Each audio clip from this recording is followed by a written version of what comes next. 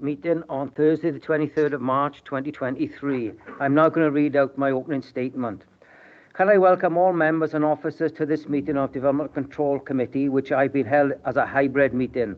The meeting will be recorded and I will be available via the Council's website to be viewed as soon as practical following the meeting. Everyone participating in the meeting will be assessing this meeting either from the Council chamber or from remote locations. Please, could everybody ensure that mobile phones are switched off or put to silent mode? Members will have received an electronic copy of the agenda. I will ask officers to present a summary of the key points for the record. The agenda can be viewed on the Council's website.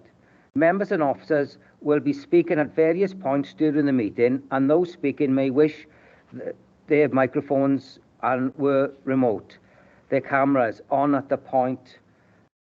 But I would ask that when the exceptions of myself as chairperson, at all other times, you keep your cameras and microphones switched off, as this will help to minimize any background noise and interference and ensure the connections remain as stable as possible. Whether in the chamber or remote, if any member officers wish to raise a point or question, they should press the hands up icon on the screen at the top right-hand corner of your Microsoft Teams window. I will come to you in order I receive requests. Please lower your hands once you have finished speaking. The chat button will be disabled for this meeting. Please do not use your microphones until I invite you to do so. Officers of Democratic Services will be supporting the meeting and will be monitoring the use of the microphones throughout the meeting, and when necessary will mute these when being used.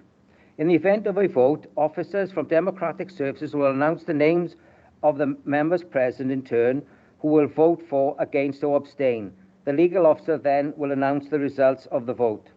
I will also ask officers to introduce themselves as and when I invite them to speak during the course of the meeting. They should ensure microphones and cameras are switched off and not in use. I will now go to the agenda items. Number 1, apologies for absence, none. Declarations of interest. Have any members got any, please? Yep. Councillor Pratt.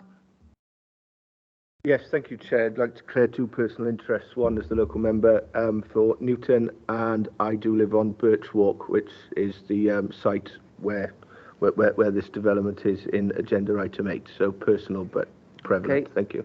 Thank you for that. Can't see any other hands up wishing to declare any interests. Okay then. We'll move on to number 3, site visits. As you can see, site visits will be on Wednesday, the 3rd May, for proposed site inspections arising of the meeting or identified in advance of the next committee meeting by the chairperson. Number 4, can somebody formally move the approval of the minutes, please, of the 9th of the 2nd, 2023, please? Thank you. I move. Thank you. Seconded, Tone? Thank you. Public speakers. There's no public speakers today. Number 6, the amendment sheet. Everybody should have seen that.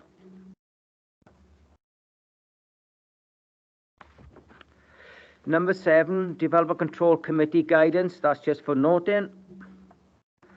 Right, we go on to now then number 8, and I'm going to ask Phil if he can present the St. John's School, Church Street, Newton Porthcawl.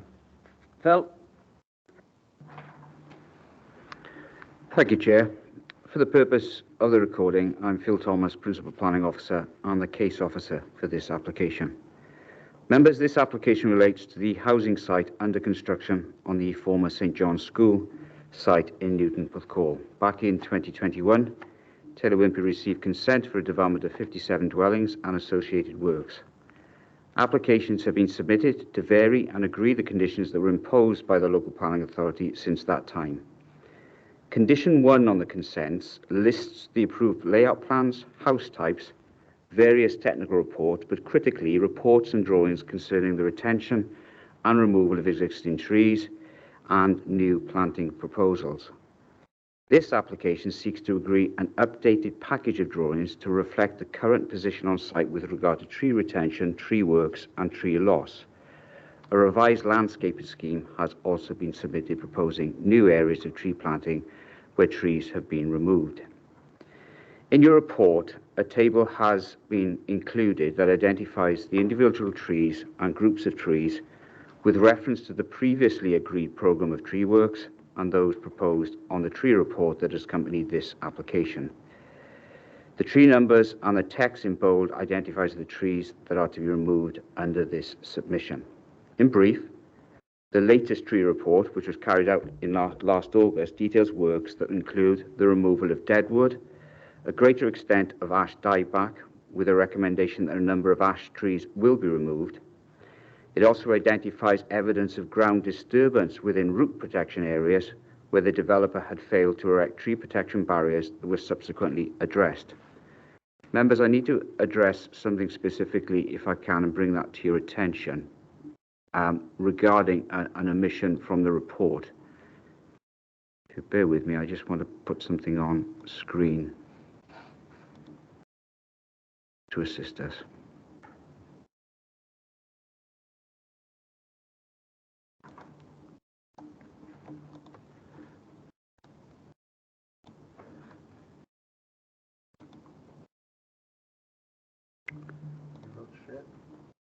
So I'll try to find the... Are we seeing something? As I referenced, members, in the report, there's a fairly detailed table that compares tree reports that were originally submitted and the one that's been submitted by, or that accompanies this most recent application. I have to apologise to an omission. If I can draw your attention to the northwestern corner of the site, there's an area there of groups of ash trees in the northwestern corner. Northeastern corner.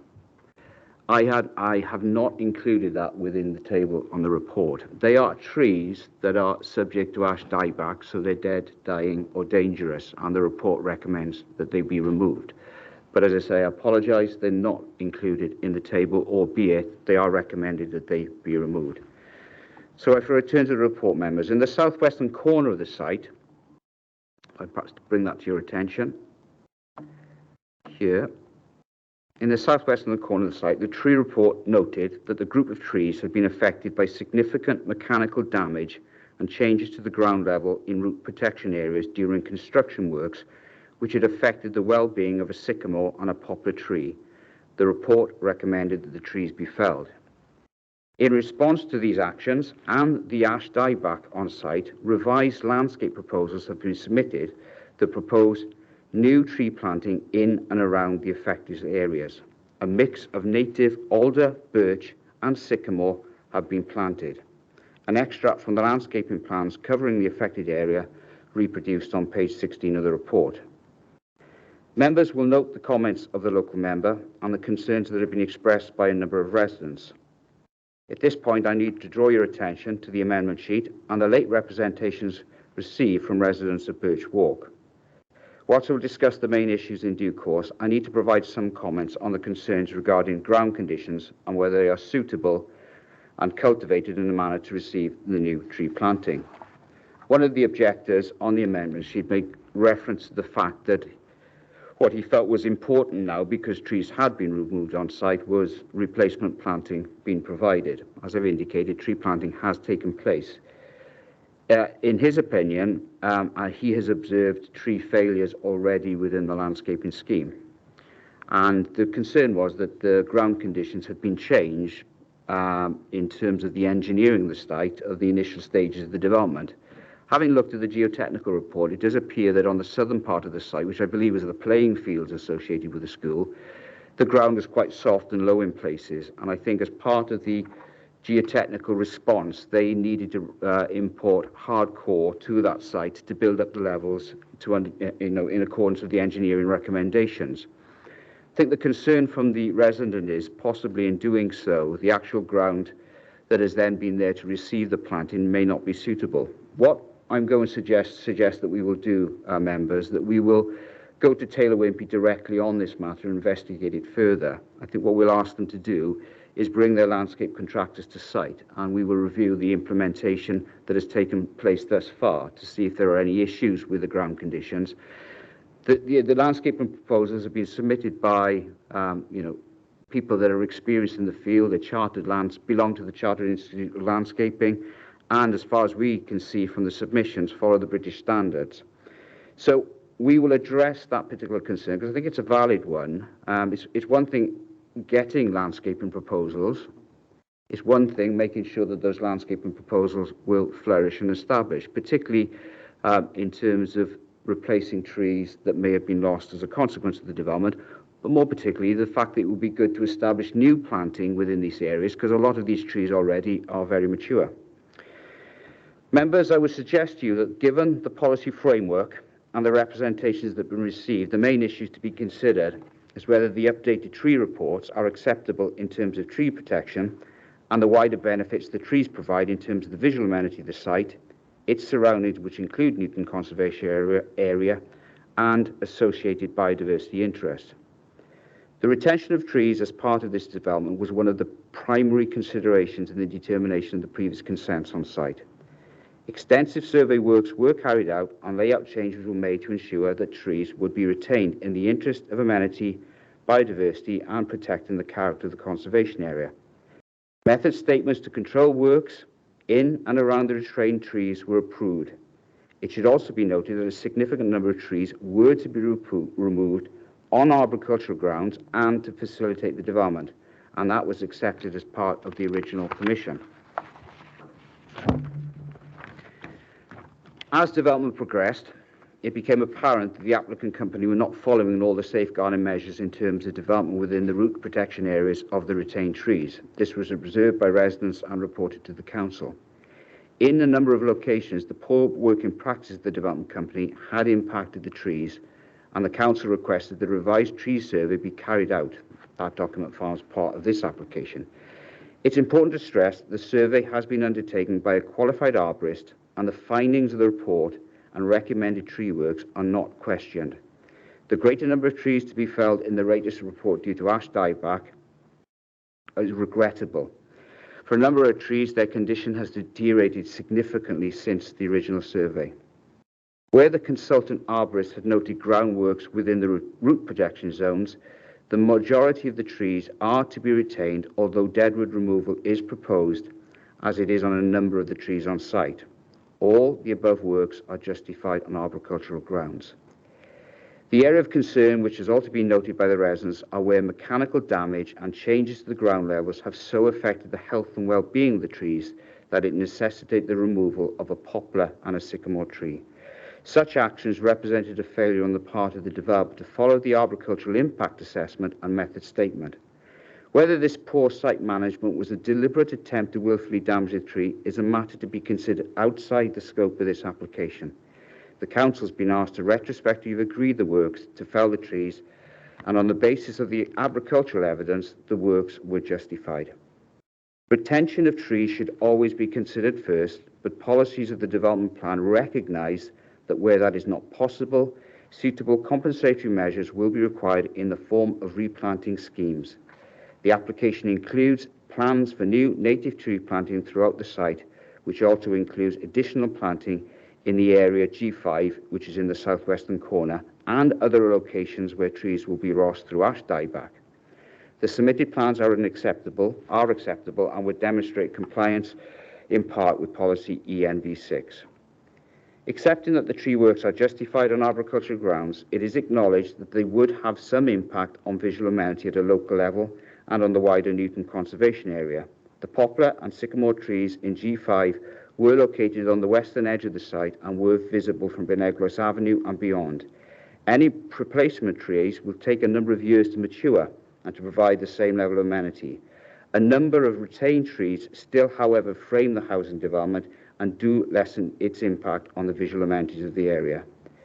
Residents have suggested that the loss of trees and other associated works would have impacted on the site's biodiversity interest.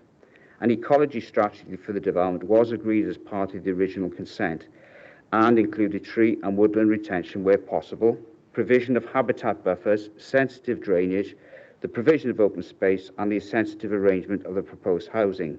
Additional design measures included the enhancement of woodland habitat, new mature trees and shrub planting, new bird nesting and bat roosting opportunities.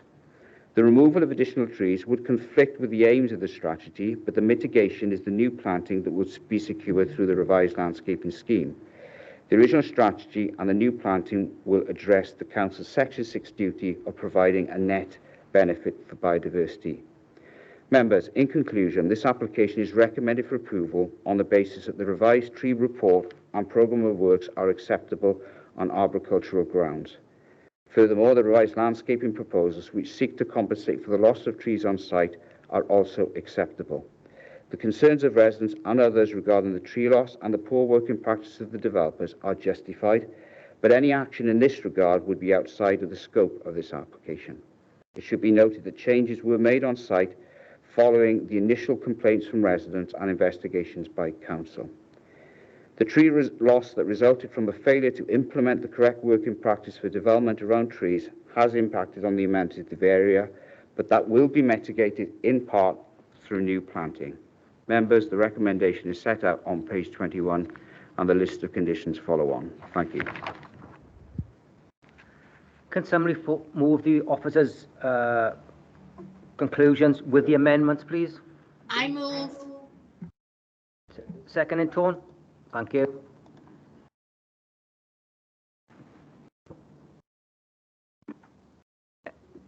Councillor Clark.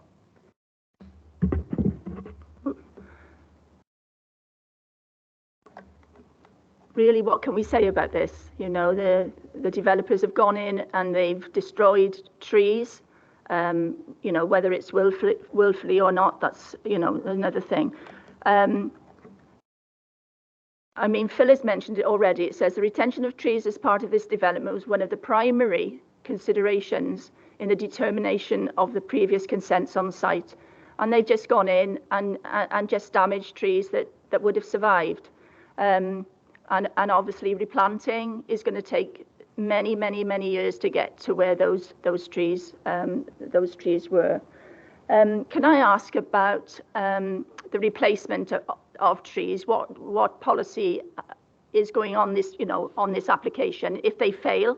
You know, because trees are known to fail quite a lot within Porthcawl because of the inclement weather. And also, can I feel I need to understand what will happen, you know, to the construction company about the willful damage of trees. I think that needs to be reported back to this committee of when, you know, it progresses and an outcome is found. I think it would be interesting to know, you know, how far well the council has taken the willful, if it's willful, you know, damage to the trees. Thank you. Thank you, Chair. Thank you, Councillor. Yeah, valid points. You know, at the end of the day, we don't countenance willful destruction of the trees. I think I've got to qualify that in that there has been legitimate tree removal on site, authorised.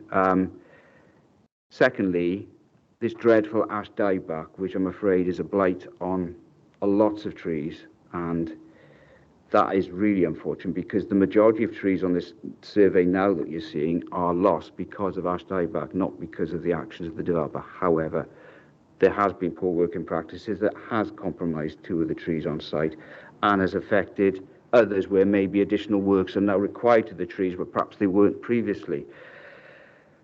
I think in terms of what you can do to that, there's the question about prosecution. I think that's what you're talking about. I think that's clear that we can't debate that in chamber because that has to be considered outside of this. It's something we are looking at.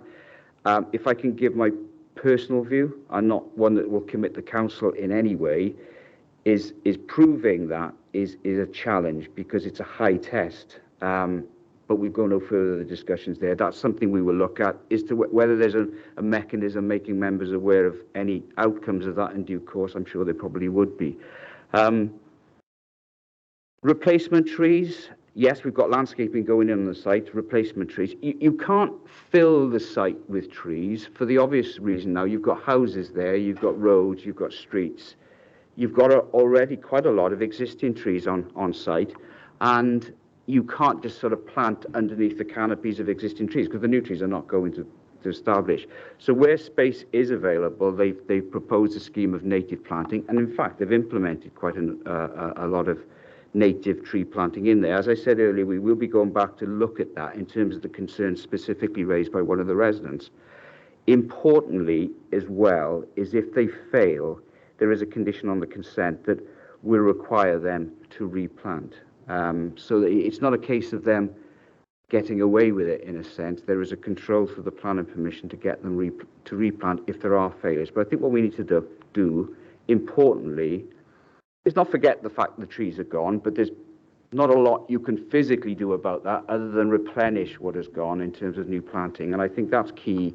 And then key that that's delivered, but then delivered in a way that's successful and will establish that so 30, 40, 50 years down the line, we have got new trees on site. Because let's be fair about it, those trees then are going to be another 30 years old, and those mature trees will have failed. So there's got to be that process of natural wastage and replenishing in terms of new planting. And through the planning process, we're able to deliver that. So I hope that in some way answers some of the questions here. Thanks, Phil, for that. Could I ask, obviously, because they haven't stuck to previous plans, what assurances are we going to have as members that they're going to stick to these plans?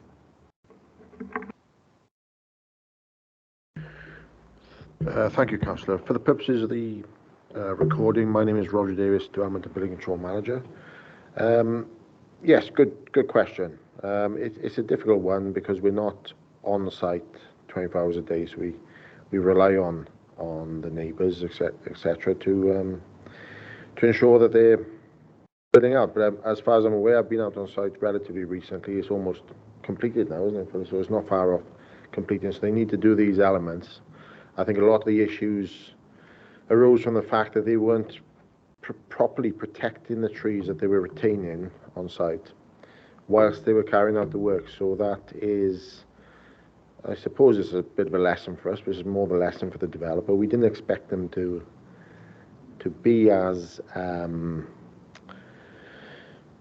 problematic to the trees. So, but especially as like Phil said, was one of the primary objectives of this development, was to retain especially that central walkway and the trees on the site was a key factor in our determination and our consideration of the scheme. So in short, there's still a bit of trust there, but at least they should be aware now that we are looking at this very closely. And with that condition 12, if there are any failures, they won't be putting in sort of whips, so they'll have to put in, did you say semi-standard trees? So that'll give them a better chance of taking, so to speak, and being retained on site. So now that they should be more than aware that we're keeping an eye on this. I'm hoping, I'm ever optimistic, but I'm hoping that they will toe the line and make sure that to complete the project in a proper way, and they'll do that from here on in now. Thank you, Chair. Before I call Councillor Pratt in, I have just received apologies from Richard Collins. He's unwell and he's unable to attend today. So can somebody, Mark, put that down as Richard Collins, please? Thank you. Thank you. Councillor Pratt? Thank you, Chair. Obviously, as the local member, this has been in my inbox for, well, since May. And obviously living directly in the area, I do want to discuss the level of anger that this has caused for my residents. I always expected when they came onto site that there would be a level of shock from residents with the amount of trees that would be removed. St John's originally was covered by quite a large canopy, so any removal of trees to get Taylor Wimpey on site was always going to be a bit of a shock to the system. I was expecting that, but then I wasn't expecting residents to come back to me going, that tree should have stayed there, that tree should have, and all of a sudden I became an expert in horticulture and trees. So it is that, and this has just continued for ever since my time as a councillor. Sometimes it could be considered conspiracy theory. Sometimes it's, in my opinion, quite accurate. We've had flooding in the area, and which has been addressed in the report in Bryneglois Avenue and Bryneglois Gardens. Everyone pointed at the development. You know, removal of trees has now meant that there's no water intake from the trees themselves. So now are we going to have long-standing flooding issues in the area? These are things that I've reported back to officers. I'm pleased that officers have reported back to me, to which I've reported to the. I think officers are well aware of the anger. Yeah, I'm sure officers are well aware of the anger of residents, especially ones living on Birch Walk. It's there. I am appalled. This is not only just a disused site, a brownfield site. It's in a conservation area. I've got residents who've moved into the Grange who, as soon as they've built something which they shouldn't have done, has received an enforcement order stating that they need planning permission. I accept that. You know, it's a conservation area, and officers are doing correctly. But then it's created another argument. Why is one resident not allowed to do this, and the developer is allowed to basically do what they want? I accept errors from individual residents.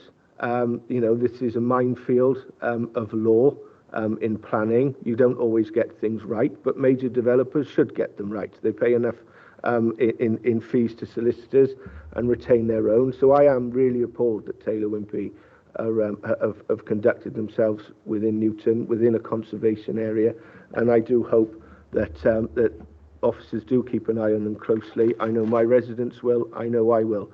I have read the report. I accept what officers have said. I'm minding to approve it, but residents and myself will be keeping a very close eye on this development. Thank you, Chair.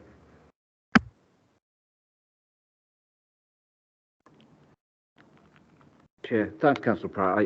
I appreciate that you've taken a fair bit on this one in terms of you're a bit of the middleman sometimes of taking the representations you get from residents, and it's been a really challenging site. I wasn't involved from the very beginning, but I think since I have been involved, I've probably been on site a dozen times, and that's only in maybe 9 months I've been involved with it. So I think all I can say is I think from Taylor Wimpey's perspective, and Roger sort of suggested this, that they recognise, I think they're getting towards the end of the scheme anyway, which is not a bad thing. They recognise that there have been errors on their part on site. I think they acknowledge that. Speaking to the guys on site, they appreciate that. I think there's an attempt now to remedy that in terms of the replanting proposals, but as I said earlier, we want to make sure they're right. The flooding issue referred to, yes, that was reported to us and it was investigated by our land drainage team and Dŵr Cymru Welsh Water. I don't think there's a particular tie-up with the tree loss, although I appreciate the fact that trees will drink water like crazy. But I think the flooding issue was something a little bit more external to that. But I think from our perspective, I was on site yesterday. I'll probably be going on site again next week to look at another issue. So we are monitoring it. We don't really have the capacity to monitor sites. We just don't simply have the staff to do that. But we are mindful of the concerns and we've responded where we can to complaints, and we will continue to do that when appropriate. Yeah. Thank you, Chair. Councillor Martin Williams, please. Thank you, Chair. I mean, I echo pretty much everything that Councillor Pratt just said. But I mean, it just seems like large developers can do what they want, and I'm sure that people will take issue with that and say that I'm being unfair.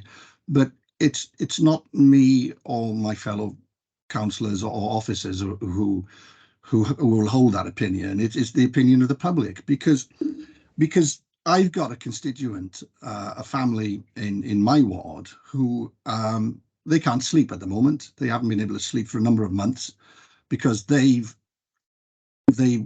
facing planning enforcement for something. I don't want to go into the detail of it, but it is relatively minor, certainly relatively minor in comparison to this breach. And they've been facing enforcement. And as far as I can tell, from what I've seen, there's been no attempt to regularise their situation, as I understand it, they haven't been invited to submit retrospective planning. So you have, on the one hand, one one situation where you have the little man, if you like, who's facing planning and facing enforcement and facing considerable stress. And then you have a multi-million-pound developer who just sort of shrugs their shoulders and says, okay, well, we'll just put another application in, and it, it's recommended for approval. And it is disappointing that we don't. We say lessons will be learned, but this isn't the first time we've been taught this lesson, and we need to seriously look at how we deal with large developers, because they know what they're doing. As Councillor Pratt said, they have access to the best advice. And personally, I don't think it's fair or equitable, and the public won't see it as fair and equitable, that if they build an extension slightly too high, that they'll face enforcement, but a large developer can knock down trees or damage trees or cause them to die through recklessness, and they're simply invited to try again. I don't think that's fair, and I think this committee should go further than just note that officers are considering enforcement or prosecution, and we should express a will that officers should strongly consider enforcement in this situation, or what other remedies can be made. But I have another question, and it's more specific. The officer said that the planting would in part mitigate the loss of the trees. Could you please clarify in part? Is that so? In part suggests it's less than 100% mitigation.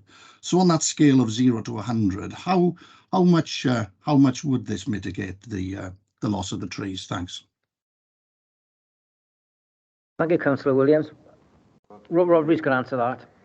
Yeah, thank you, Councillor. I'll cover the first part on the enforcement matters. At the minute, we've only got one enforcement officer. We're hoping to remedy that and recruit into that team, so we have more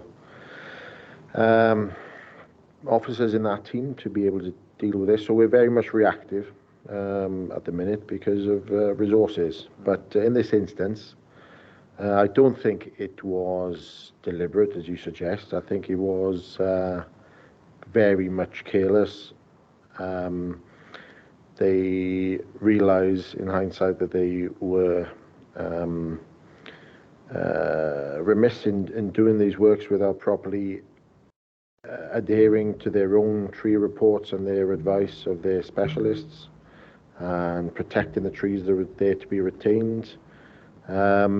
Not enough management on the site to control that. Obviously, we can't be there 24 hours a day, as I mentioned earlier. But as soon as this issue came before us, we acted on that. And in this instance, like Phil mentioned, there is a separate enforcement case involved in this. And this is an application to remedy that. At the end of the day, it is some trees that have been damaged, which will be replaced, in effect being replaced with better species for this area, native species. So we're taking away the ash and we're putting back in semi-standards to replenish these areas. And to all intents and purposes, we did allow the removal of some trees as part of the development. So it's not as if all of the trees that we'd taken out or damaged were never going to be touched in the first place. So it's a case of being reasonable in our endeavours in terms of enforcement. We feel that this is, we've made it aware to Taylor Wimpey that this is of primary importance that they resolve this matter, and the proposals as they put forward are sufficient to overcome that matter. I won't touch too much on the particular. I think I'm aware which site you're referring to elsewhere in the borough. In that instance, it's probably best off to say that we did give that landowner the opportunity to apply to retain what they built without planning permission. They didn't take us up on that. We responded asking them again to do something about it. no response, and then we were left with no option then other than to enforce against that unauthorized development. So it's a tricky one, that one, but I understand your point about the public perception. But in this instance, it's a live development. We've approved a scheme of housing on there. We are trying to catch up with what's been caused to the trees, and with this application, we feel that is possible, and we will hold them to this. We've got that condition 12 on the consent to ensure that any trees that fail within the next 3 years will be replaced, and then we'll hopefully take it from there. Phil? Thanks, Rodri. Thank you, Chair. Councillor, I think it's a reference in my report to, I talk about the submitted plans, talk about the landscaping plans are accepted and would demonstrate compliance in part with policy ENV6.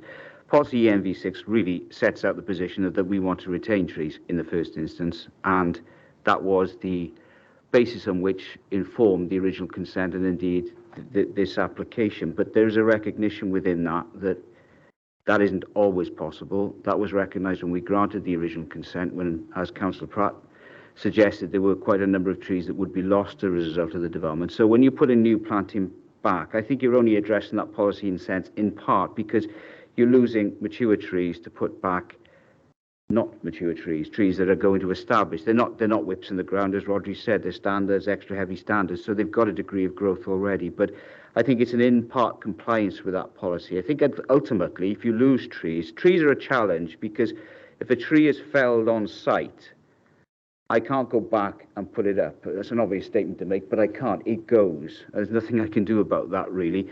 There is the legislation that governs the protection of those trees if there are orders on those trees. But other than that, there's very little in planning. There are other legislation, ecology, things like that, but that's different legislation again. So we have to then look and think, well, if they've gone, what can we secure through planning? And replanting is what we can do. Perhaps it might be just appropriate if just to share maybe the landscaping plans. Is that okay? Just to let members have a...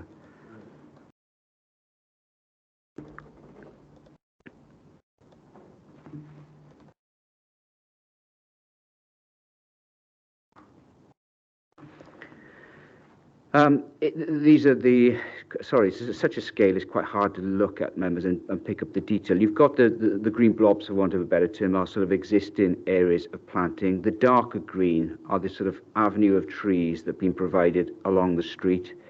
You've got the Birch Walk side that Councillor Pratt referred to, and as I said earlier, this is where the footway would be constructed along there. There's some works proposed along there, but retention too. The area I want to take you down to is here, if I can just pick it up, the southwestern corner. You can see a group of 2, 4, 5, maybe more trees in the corner. That's new planting in lieu of the areas where we talked about the poplar and the sycamore tree being removed. So you've got to be careful, as I said earlier to Councillor Clark, you can't plant trees just underneath the canopies of long-established trees because they simply won't grow. So you have to choose the appropriate locations. You've got a lovely copse of tree that runs through the centre of this site and the walkway that goes through. They're being retained. There's a sycamore at the end of that is so decayed and damaged, that will have to go. But again, there's replanting throughout the site to compensate for where, trees have been lost. So I think what we're trying to do is keep what we can.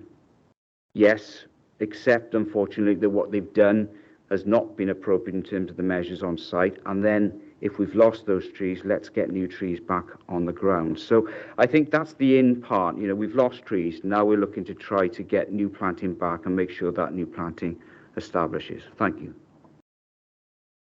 Thank you for that, Phil. Comprehensive answer. Councillor Griffiths, please. Thank you very much, Chair.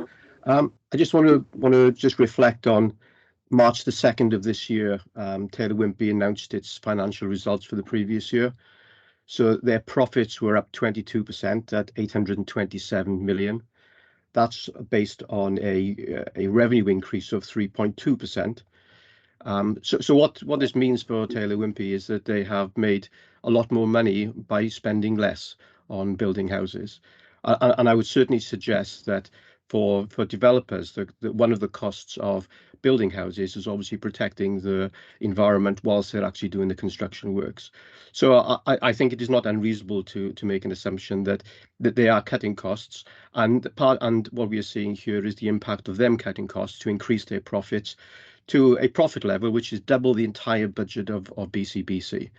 And we as an organisation simply can't stand up to a organisation like that in terms of law or lawyers or anything else.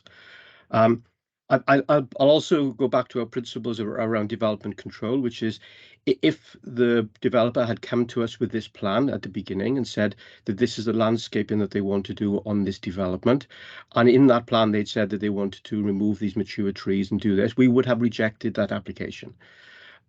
Because we understand that this has a negative impact on the locale, for all the reasons that we've already heard. So let's be clear about this. This is about trying to fix something which the developers have broken, and we would not have passed it in the first place. So I think we can actually think more broadly than just a single location. And I was going to make a suggestion, and I'd be grateful if we could have advice on this. But if we look at the overall area of Porthcawl, there's always the opportunity for us to have more areas of tree planting and other things. And I believe under Section 106, we can look at the more general amenity of the location for the impact of any development application. So what I would like advice on is whether we could attach a Section 106 order to this particular application, so that not only the developers wouldn't obviously need to do this landscaping work, but we have already heard that the landscaping work here will not bring it back up to its original condition, and there will be gaps, and so there's a monetary value that we can put upon that deficit between what it could have been retained. So I would like advice, if I could, from the officers on whether we could add a Section 106 order for planting outside this location to increase the amenity of green areas within the Porthcawl ward. Thank you for that, Councillor Griffiths. Rodri will now answer that question for you. Yeah, thank you, Councillor. On the issue of profits, I think in this instance, it's actually cost the company with their actions. So this is going to cost them more than if they haven't gained anything from damaging or taking down those trees. They've basically made a rod for their own back, really, and it's going to cost them now to replace them with more plus newer trees. So in that instance, they're probably diminished the amount of profit they're going to make off the back of this scheme. There's no gain to it. They haven't put in another house. They haven't put in another extended the garden. It's just bad sort of site management. So I'm sure that would be raised at their board meetings, and I'm sure someone has probably been impacted in terms of their role at the company due to this issue. So that's not the matter for us. But in terms of Section 106, providing trees off-site, the Section 106 ran with the original consent. This is a Section 73 application limited to changes to the landscaping scheme. We can only be fair and reasonable in what we apply to a development in terms of the Section 106 agreements. We can't ask for a lot of stuff off-site off the back of this particular application. As far as we're concerned, what they're providing is over and above on-site, which is the main impact really, is over and above what would have been there if they just left the trees as they were and as approved.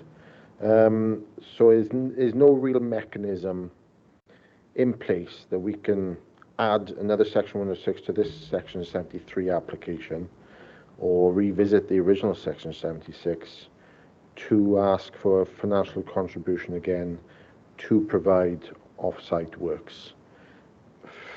Forgive me if I'm wrong, Phil, but obviously there was a Section 106 with this scheme which we secured of the affordable housing on-site. I think we've secured some affordable housing off-site as well, didn't we? I think it was. Open space on-site.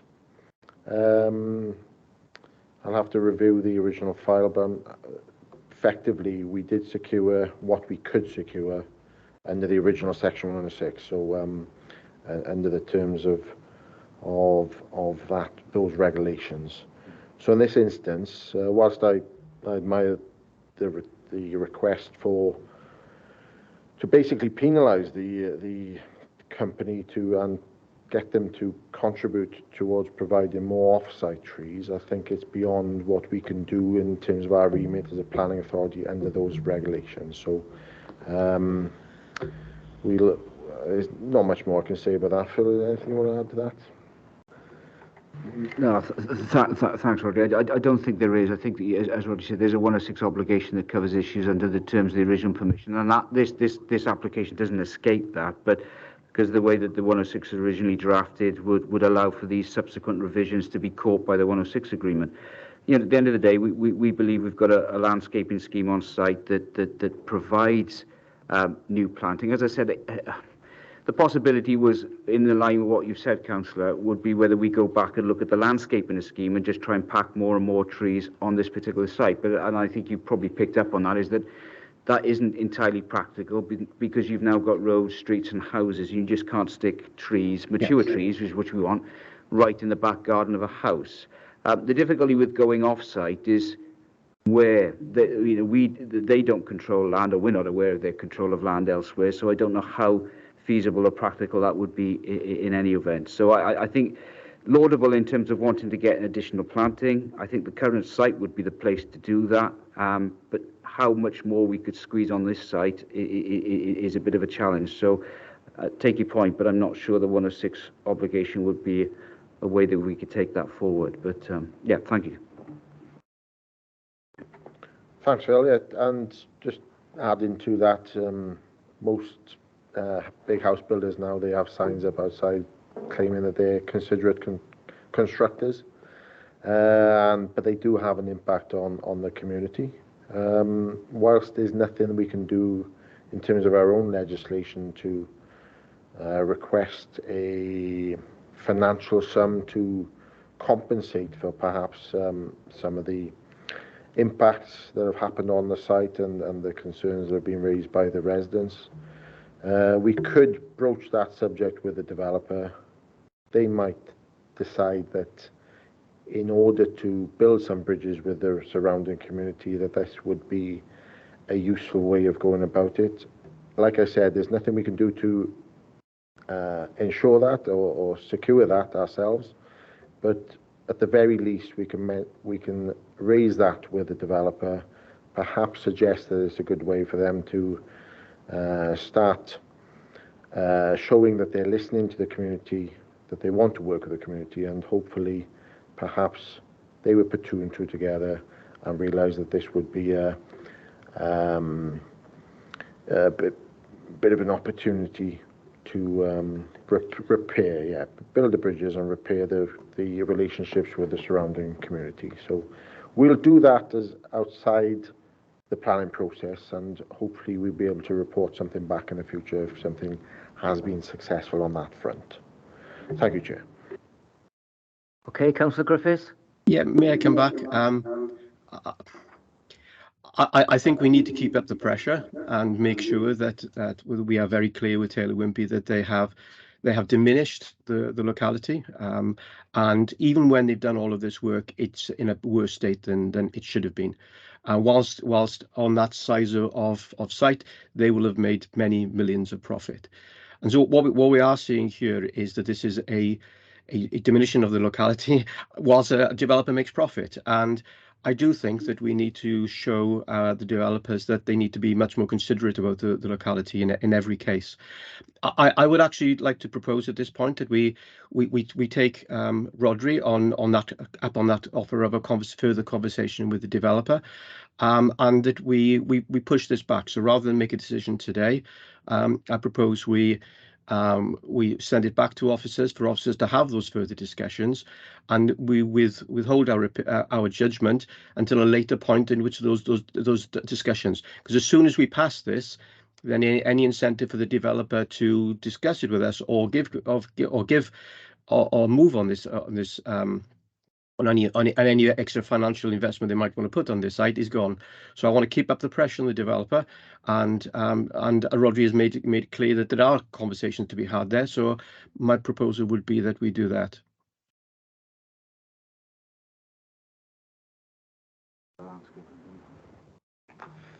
Thank you, Councillor. Interesting suggestion. The one thing that does crop up into my mind, thinking from the planning side of things, non-determination, issues like that, they could come back to us and say, well, is this relative to the scheme? Does this affect the recommendation of the application, the specific landscaping points of the scheme? Obviously, we will go back to the developer and make these points clear to them that this is an issue. They might have some sites under the new LDP that they will want to work with us on in the future, and they will need to bear this in mind going forward. So I don't think they will pay lip service to our suggestions and just say, no, we've got that consent now, forget about that. I think they realise that they still have yet to finish the site. There will still be a process of selling the properties, so they seem to be working with the local community. So I think I'm pretty confident that even if we approve this as an authority and as a DC committee today, they just won't turn around and just say, forget about that, we've got our consent, let's move on. I think we can, there are other elements, there's still, I think they've discharged most of the conditions, but they don't want us coming back to them on the enforcement issues as well. So we can pick this matter up with them as a separate matter outside of the planning process, just to see what they can suggest and can provide the local community in terms of extra planting. Where that is, like Phil said, is another matter, but if it's a contribution, say perhaps to the town council, that could be another option. So, but that very much so is outside of our purview. It's not something that we can control, but we can be the facilitators in making that suggestion and trying to secure that for the community. So I think I've hopefully made myself clear there in terms of what risks there are if we don't determine this and defer it for six weeks until a determination is made. Obviously, until they know what their landscape can be as well, they're going to have an excuse not to do it. So we'd rather probably give them the permission now and keep an eye on what they're doing to make sure that what we've approved is what they've actually put on site. So it's delay, but I think we can avoid that delay if we keep it outside the planning process and enter into discussions with them separately about a contribution. And obviously, we will report that back to members if and when we are successful in agreeing a form of contribution or improvements to the locality with the developer. Does that make sense? Thank you, Chair.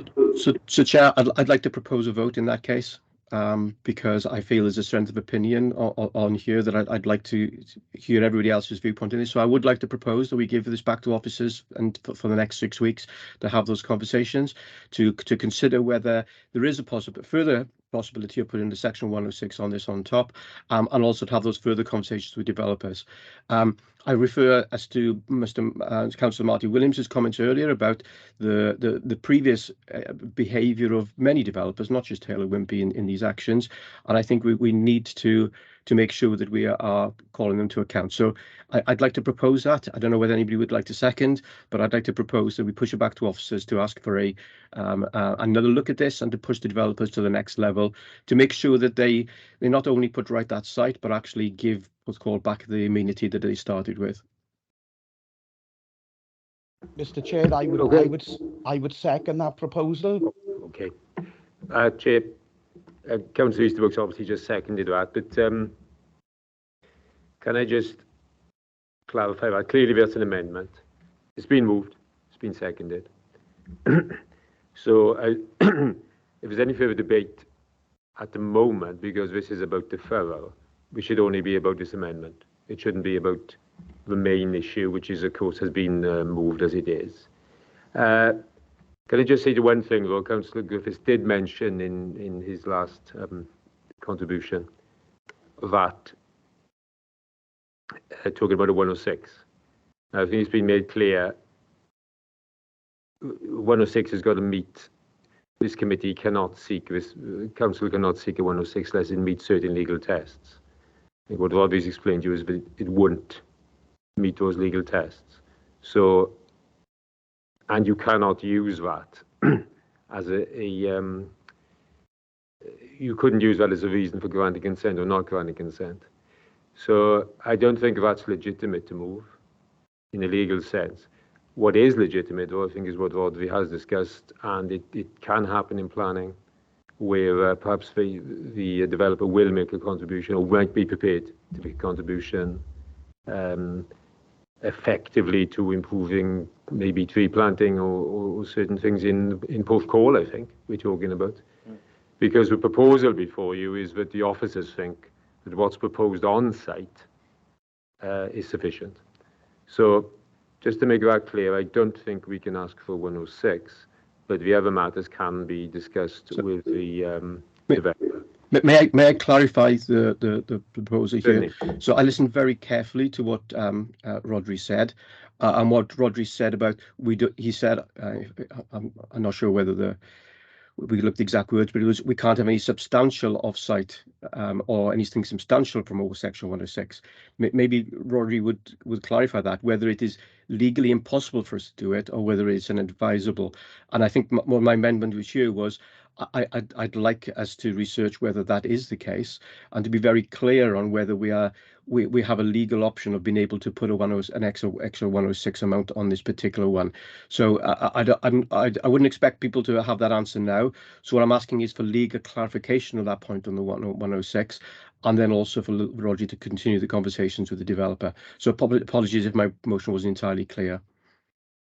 Actually, Jacob, sorry, I didn't get to introduce myself. You know, Roderick Jones, I'm a senior lawyer and legal advisor to the committee.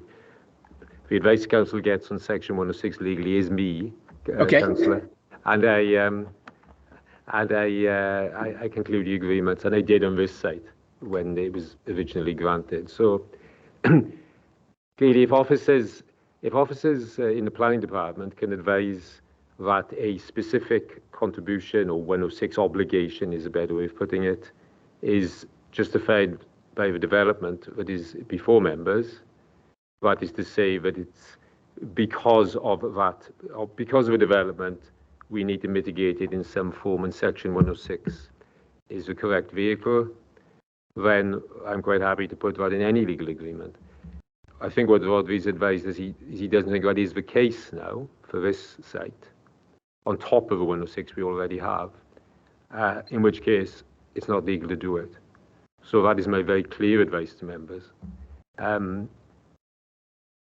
And I don't know what Rodri was suggesting, I can't speak for him, but there is a sort of a scope for further mitigation here generated by this development. Now, I'll have to go back to Rodri on that one. No, that's right, Rod. Councillor, there's no scope now to revisit the Section 106 or add another planning obligation on the back of this specific part of the development relating to the landscaping. In the first instance, we'd want it to be replaced on site anyway, so that would satisfy the test from our point of view. It has to be relevant to the development and to the scale of development. And whilst it would be lovely to ask for lots more trees all across the borough of any development, we have to be sound in requesting that. And that's what I was mentioning. Rather than forming part of the planning process, we could discuss that with the developer. We extricate ourselves from that process completely, and that's more of a matter for the developer to work with the community, be it the town council or whoever, local representatives, to secure that so it doesn't get complicated by the Section 106 process, because I'm pretty confident that if we did request that under Section 106, I think we would be challenged on that, and it wouldn't satisfy all the tests under that remit. So that's why I suggested potentially the third way of perhaps introducing the developer to the community or representatives of the community, so they can agree something out with the planning process that we couldn't necessarily ask for anyway. So that could be secured separately from the planning process. I hope that makes sense. Thank you, Chair. Thank you for that answer. Councillor Martin Hughes, please. Thank you, Chair. I just like to echo the sentiments expressed by Councillor Griffiths as well. My contribution is basically about the status of a conservation area, and noting that the trees are covered by the Newton Conservation Area but aren't subject to a tree preservation order. I think the developer has got a quite likely, or really very, very much so, because if they were subject to a tree preservation order, then criminal liability applies, and if there's a breach, fines can range from something like £2,500 up to £20,000, and there seems to be a bit of a gap between having a preservation order in place and the existence of a conservation area. I was quite surprised that the protection under conservation area appears to be very limited. I would have expected that to have been considerably more. I'd just like to ask officers' comments on that, and possibly it's an issue that we could discuss outside of the meeting as part of the ongoing training that we've been addressing. Thanks. Yeah, thank you, Councillor. Very good question. Yes, trees in conservation areas, they are protected in a way, not as protected as formerly protected trees under the TPO and the orders. But say if you had your property was in a conservation area and you wanted to carry out works to or fell a tree in the conservation area, you would have to apply to the authority for our determination as to whether we would want that tree to be protected. So we would have an opportunity to say, well, actually, that does provide public amenity value as a tree, and we want that protected. So it gives us an opportunity to actually issue that with a protection. Under this development, there are some trees that are formally protected, and are some obviously just protected by virtue of being within the conservation area. The ones that have been felled accidentally, willfully, whatever you want to call it, these were not formally protected under the TPO process. Yeah. Do you want to come in, Phil? So in that instance, ideally, or what they should have done was, if they knew that they were going to fell these trees that were not approved to be felled under the original scheme, then they would have asked for us to see whether or not we wanted these formally protected. Going forward on this site, the trees that have been shown to be retained and the ones that are to be planted, I have a feeling that we will probably extend the protection going forward so that we can protect them in perpetuity. Obviously, the consent does that anyway, especially for the first 3 years for the new planting. But the existing trees to be retained that are not protected at the minute, whilst they're in the conservation area, it could be the case that we would formally protect those with a TPO. So there's no doubt in the future as to what the residents in those areas can do or can't do to the trees. So I don't know if that answers your question, Councillor, but that's the difference between trees in conservation areas and formally protected trees. Thank you, Chair. Phil, are you coming back in on that? I will. Thank you, Chair. I'm going to share something, if I may, again. So hopefully this will just clarify that. It's not brilliantly clear, is it? But no. If I could try and zoom in. You could possibly see, Councillor Hughes, bands of blue on here. Those are the areas where trees are formally protected by an order. And I have to say, within that central area I talked about earlier, that's a really impressive sort of walkway and avenue of trees alongside, and the majority, well, certainly under this application, other than the sycamore at the end, there's no effect of those trees. They've been retained. Where I was talking about earlier, the southwestern corner, you'll see there, they're not actually within the order, but they are covered by virtue of the being in the conservation area. As Rodri said, that isn't the same level of protection.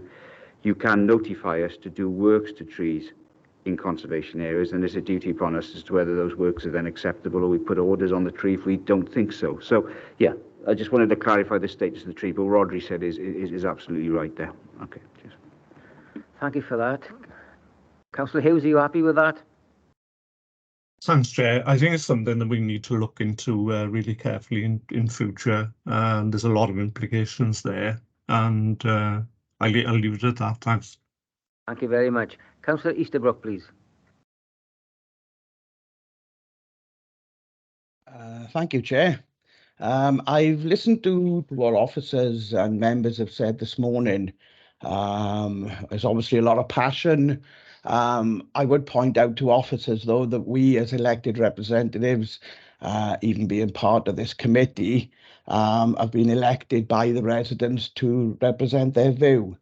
I entered the field of becoming a councillor because of development 4 years ago.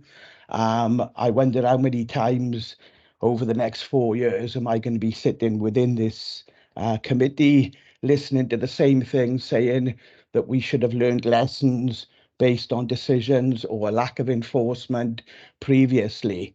I would say that as residents, that they would dot all the I's, cross all the T's, because they see that they would need to work with the local authority to get their property, their development, their extensions, the removal of trees, that type of thing.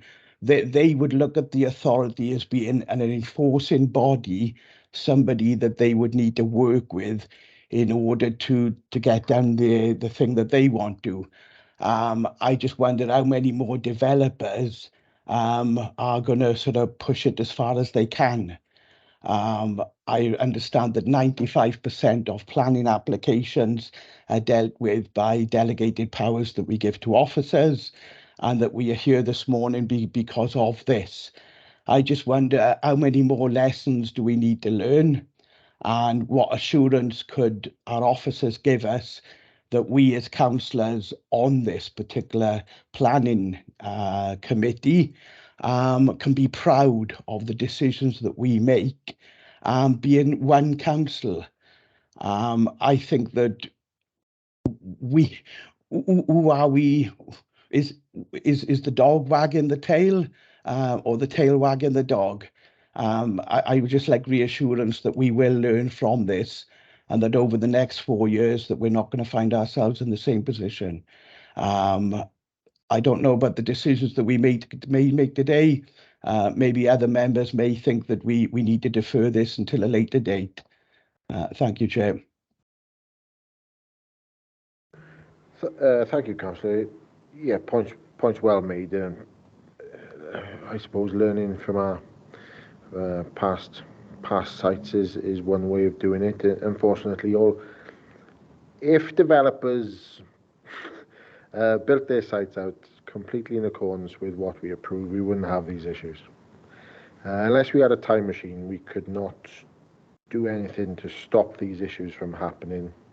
Obviously, if the enforcement powers that we had available to us had a bit more teeth, a bit more strength behind them, this is not a Bridgend only issue. This is it's a national issue. We are governed by the regulations. We can't overstep what we can do under those regulations and legislation. So We're very much restricted by that. But in terms of, I suppose, learning from our mistakes, I suppose the only thing we can do is, and we do it now, but the only thing we can do is impress on developers the problems that will happen if they don't adhere to what we've approved in terms of our planning consents. We make that explicit in the consents. They have to build in accordance with the approved plans. We put that in as a condition because if they don't, we can issue an initial breach of condition notice and tell them, hang on, you haven't done it in accordance with the approved plans. You have to rectify that within 28 days. There's no right of appeal against that. In this instance, it's slightly different with landscaping. But in the end, and hopefully 5 years down the line, this development is actually a good development. So from a planning point of view, we're hoping that it will stand the test of time. And once it's bedded in and all the landscaping is put in, people moved into these properties, that it will be a scheme that we will be proud of. The previous officer before Phil, who's left us to join Swansea, Hayley, she spent a lot of time ensuring that this scheme was up to scratch in terms of the new planning policy and guidance that came in February 2021. So we are making sure that they're nationally policy compliant as well as complying with our local development plan policies as well. So what, in short, what I'm saying there is we're very much in the hands of the developer, making sure that what they're building is in line with what we've approved. And unfortunately, once things happen on site, they do have an option to apply to retain what they've built, and we would have to have very strong grounds to stop, to effectively get them to go back to what we approved in the first place. So it would have to be completely unacceptable for us to get to that point. Otherwise, we would just lose it at appeal. So, so in short, that would be the ideal world. Developers just build what we approved, what they applied for, and what we approved in the first instance. And unfortunately, it's a value engineering exercise most of the time, and we end up not getting the schemes. If we showed you a scheme on 3D axonometric drawing of a scheme as submitted to us, and you say, yes, that looks brilliant, that should be put forward for award design awards, but then on site it's not quite the same. So it's a tricky one, but that's life, unfortunately. Thank you, Chair. Thank you. Right. Yeah, Councillor Bennett, please. Thank you, Chair. And echoing a little bit about what Councillor Easterbrook has said and councillors have gone before me, I'm a little concerned at what I'm hearing. I've heard just a moment ago that we are explicit. If things don't go right or go to plan, then problems are dealt with. But I've also heard that we have no teeth, we have no capacity for enforcement. We're in the hands of developers. It's very concerning and alarming to hear this. And in terms of lessons learned, I have an issue with a development in my patch, Coleman Vale, which is supposed to have been landscaped and put in plans and 5 years later has not. I don't need the officers to come back on that.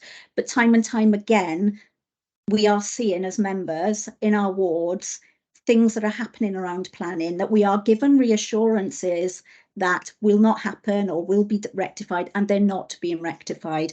And I think with limited enforcement and nothing more than an assurance, we really aren't learning any lessons. And I am concerned about all of this, and I would want to agree to defer to a later date as was proposed earlier on. Thank you, Chair.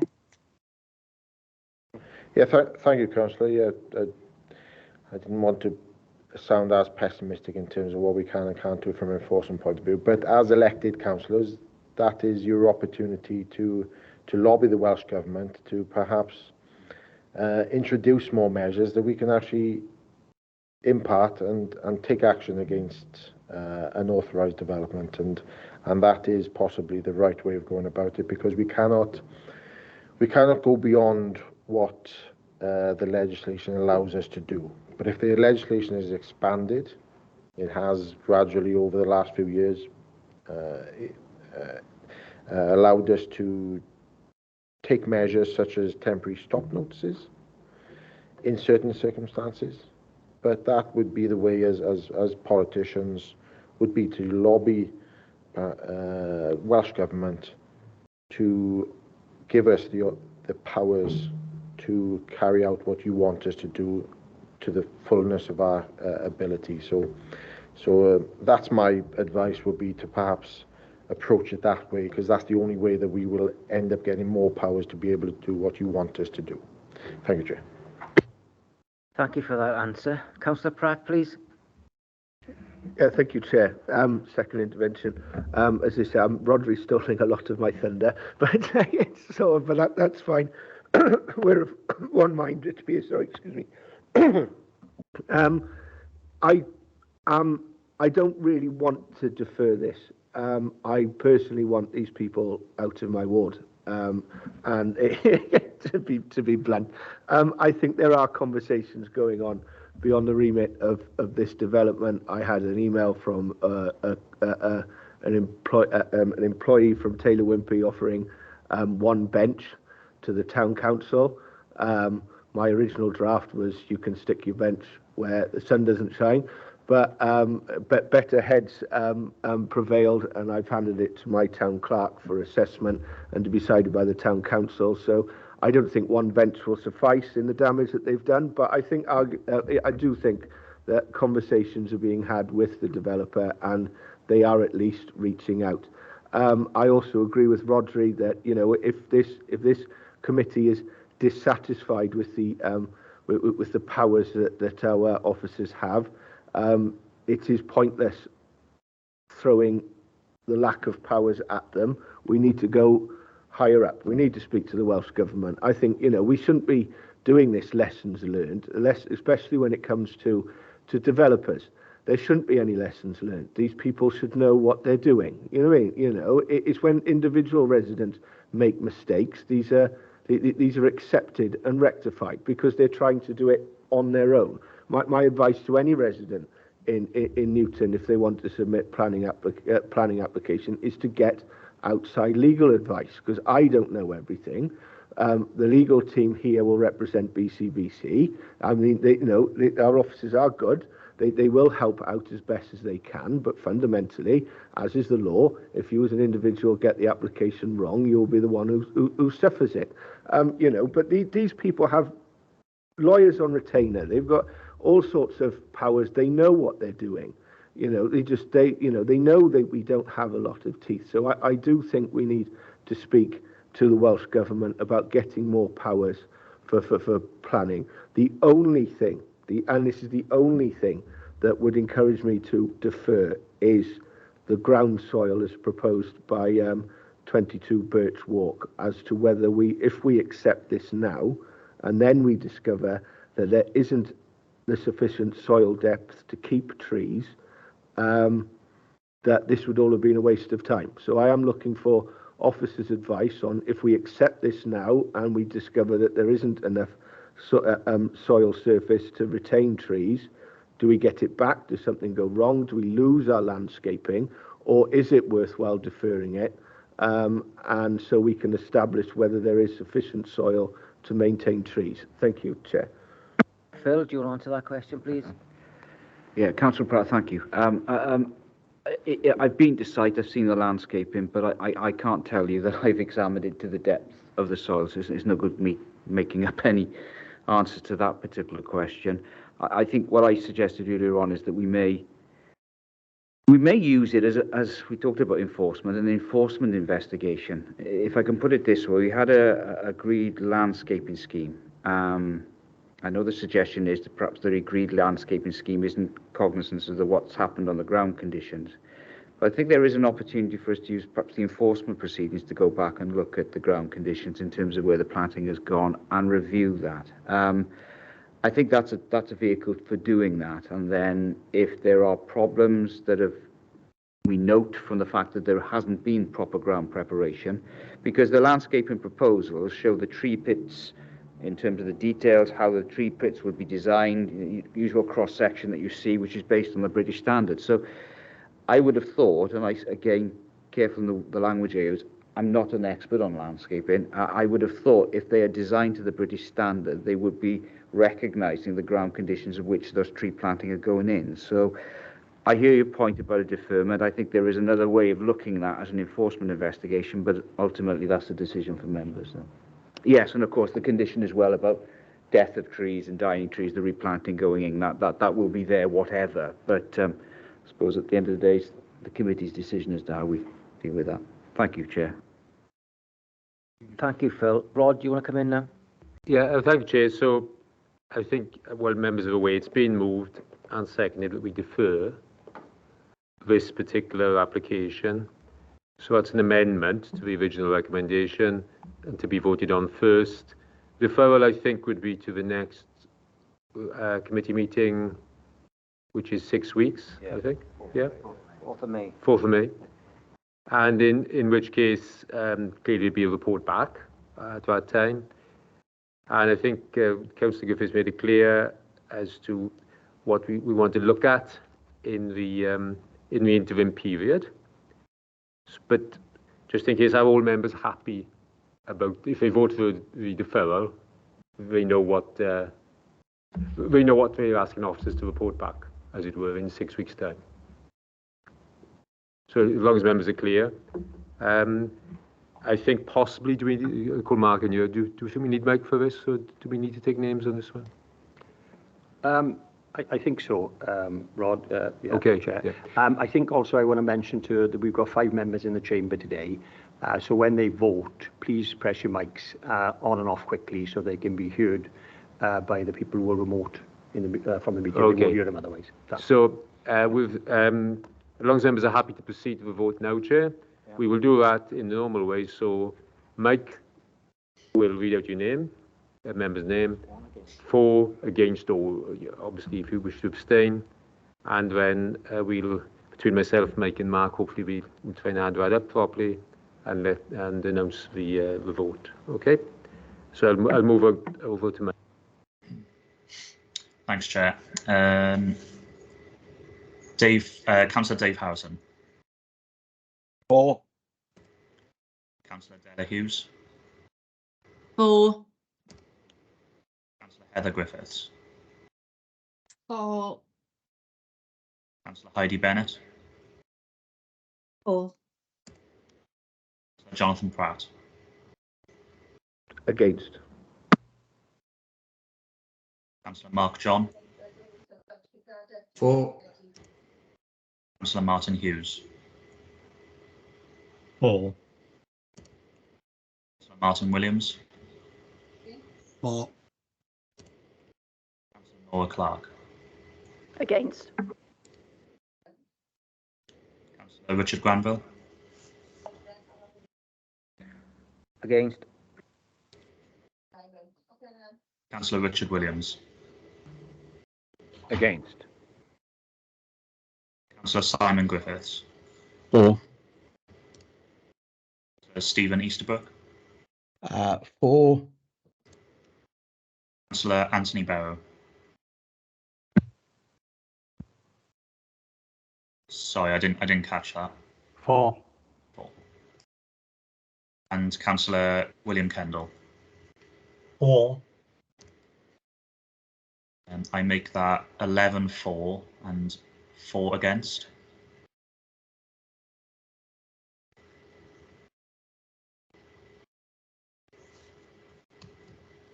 That's 11 votes for deferral and 4 against. So this, sorry, I haven't got my mic on. I beg your pardon.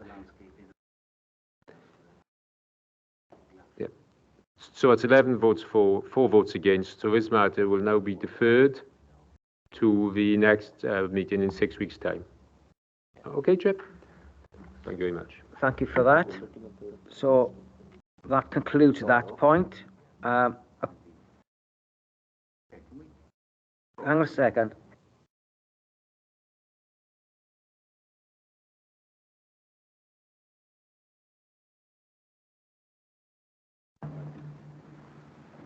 Members, just to be clear what we've been asked to do. Taking the last issue first, if I could, the issue that Councillor Pratt talked about, asking us to look at the soil conditions to make sure that's receptive and appropriate for the planting. That's one thing that we'll do and look at in the deferment.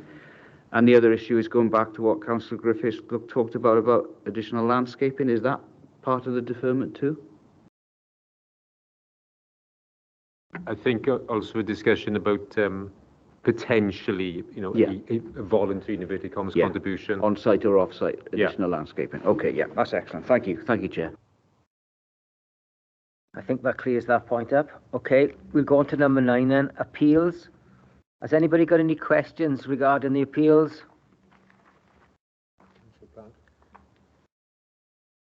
Could I have an explanation, please, on the one regarding knottage on the wall, the tension of the wall? I'm trying to look for it now.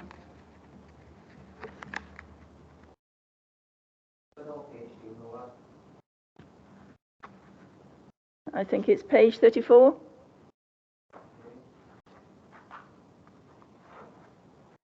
Yeah, between Pyle Road and Fulmer Road. Yes. Thank you. Yes, Chair. Councillor.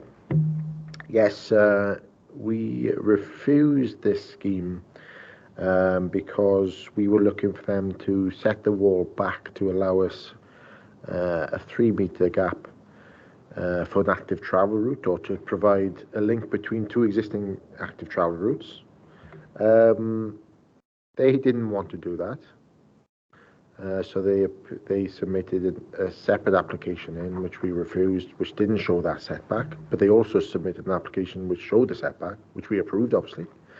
But they appealed it, see what the inspector said, and the inspector said, yeah, you don't need to put that in, but you do have to put vision displays on the access.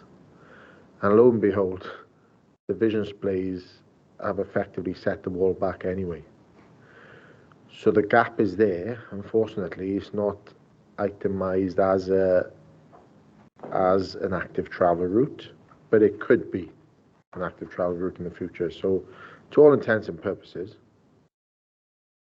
it looks like that the setback that we were looking for is going to actually happen anyway, because of the need to provide that as vision display for people exiting the site. So, whilst the appeal has been allowed, we still get more or less what we wanted in the first place anyway. So can I ask, obviously they took the wall down and built it up to a certain height. Are they only just going to build it to that certain height again?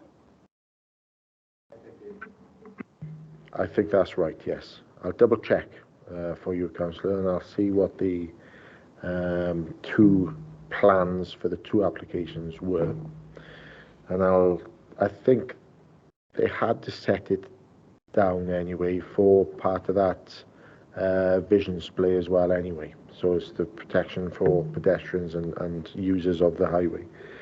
But I'll double check that, and I'll drop you a line separately on that, just to keep you updated on where we are with that development.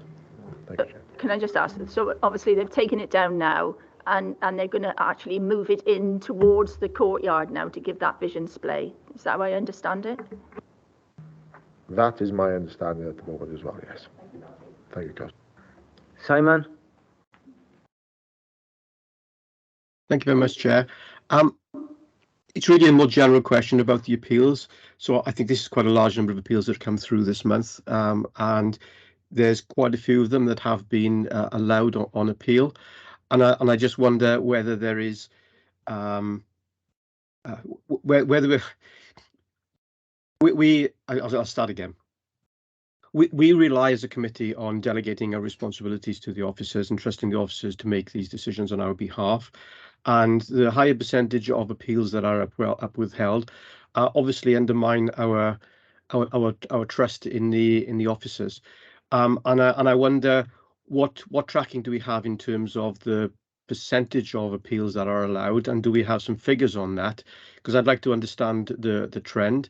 I'm not at this point trying to suggest that officers are not doing their jobs, but I completely understand that we have too few officers, both in enforcement and in planning, and it is worrying that if the workload is so high that we are not able to fulfil our requirement, and therefore that the number of appeals is increasing. I don't know whether that's the case, but I'd really like some statistics about a year on year about how many appeals are actually are held and how many are rejected. Thank you, Chair. Thank you, Councillor. Yes, I very much hope that we're not undermining your trust in the officers. In this instance, it's obviously a separate body that determines these appeals. If you think about it, we're refusing the initial development on planning grounds, and it is for every developer's right, the applicant's right, is that they can go to a third party, which in this case is PEDU, the old PINS, Planning Inspectorate, to make a decision. So it's one person, the inspector, gets to make a decision on whether or not our reasons for refusal are reasonable and should be upheld. I must say that most appeals that we've had recently, and there's a good one on this agenda on the Cypress Gardens site in Newton, that the inspector agreed with us on highway safety and visual amenity grounds. So that was a good win. So, but we are in the lap of the gods when it goes to appeal. So instead of, I suppose, your trust in officers being undermined, because we're defending the appeals, we're putting up a case. In a lot of these appeals, it's down to the report. So that's why we mentioned a few committee sessions ago that's why reports have to be so technical and comprehensive, because that is the appeal statement. So, but when it goes to appeal, there's one person deciding on whether or not what we've refused something on is reasonable, and then they might have a different view. So we can't control that. We can't even challenge that, even though in our eyes it's not even some of these cases that get allowed. I never it never ceases to amaze me what gets allowed sometimes. So it's but there's no recourse for us to challenge that. So it's very frustrating for us as well as you, but it's not through want of trying. We defend these decisions with strength, and obviously we wouldn't have made the decision as we did in the first place if we didn't think it was the right one.